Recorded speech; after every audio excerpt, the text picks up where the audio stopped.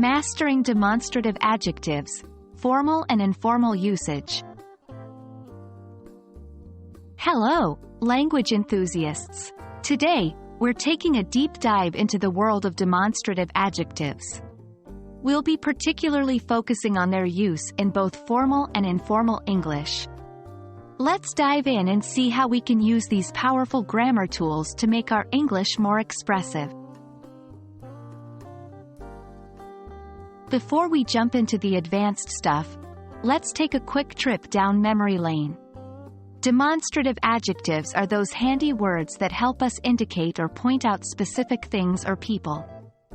In English, these are this, that, these, and those. Remember, they always come before a noun or a pronoun. Example: this book is mine. In formal English, demonstrative adjectives are used with precision. They are used to refer to specific things, people, or ideas that have been previously mentioned or are clearly understood in the context. Example: the committee has reached a decision. This decision will be announced tomorrow. Notice how this points to a specific decision previously mentioned. Formal usage often avoids ambiguity.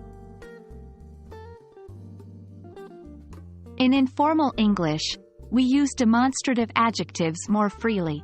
Sometimes, they might not refer to anything specific and could be used for dramatic effect or emphasis. Example: those cookies were so good. In this case, those is not pointing to any specific cookies but is used for emphasis. The key to knowing when to use formal or informal language is understanding the context. Are you writing an academic essay?